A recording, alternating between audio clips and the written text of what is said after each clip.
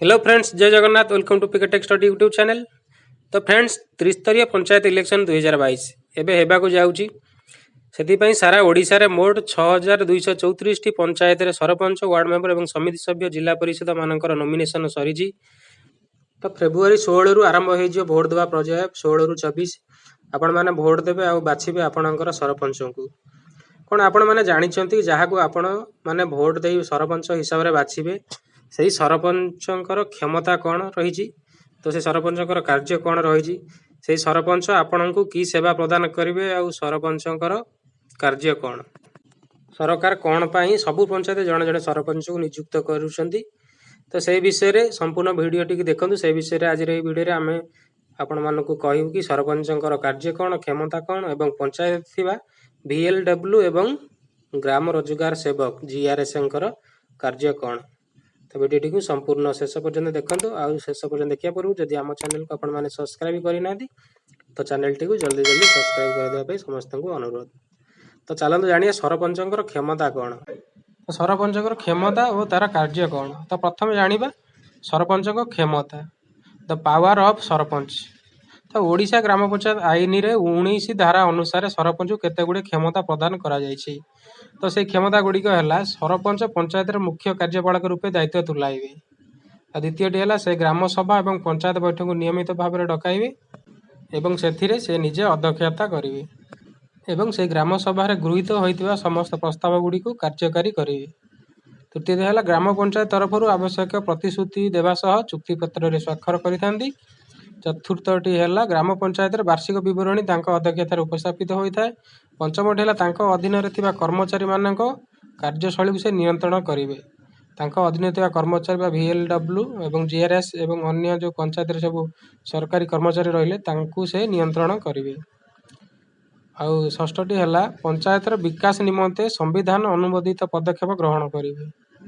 एवं सप्तमटी है पंचायतर आईन श्रृंखला परिस्थिति उपर से कड़ा नजर रखि था। तो ये था सरपंचर पावर। तो सरपंचर कार्य कौन तापर जानिबे सरपंच किभली कार्य करे तांकर काम कौन। तो ग्राम पंचायत रे सरपंचर कार्य होउछि दुईटी प्रकार कार्य रही। गोटे हूँ बाध्यतामूलक कार्य एवं अन्यटी हूँ इच्छाधीन कार्य।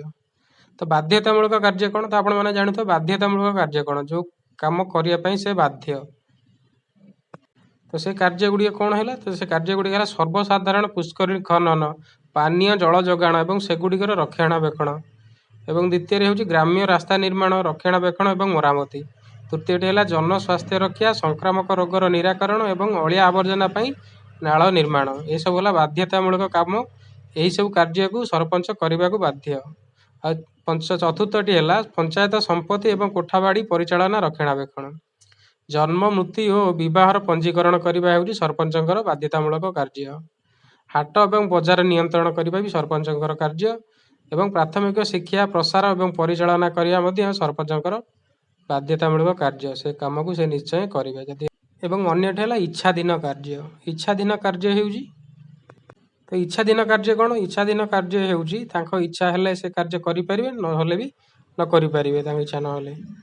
तो से इच्छाधीन कार्य गुड़ी कौन अछि।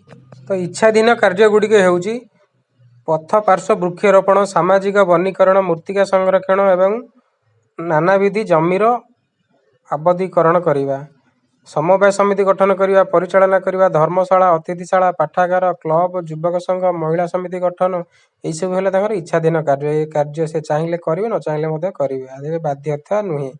एवं पशु संपदर उन्नति करने, पशु संपदर उन्नति विधान करने, कांजिया हदा परिचालना करने, दुर्भिक्ष, बन्या, बात्या, मरुड़ी प्रभृति विपर्यय समय साहाय्य प्रदान करने एवं शस्य भंडार निर्माण करने।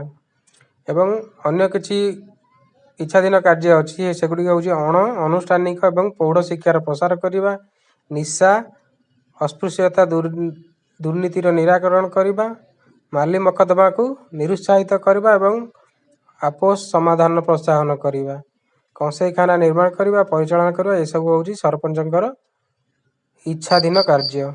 से चाहिए सब कार्य करेंगे, न चाहिए न करें।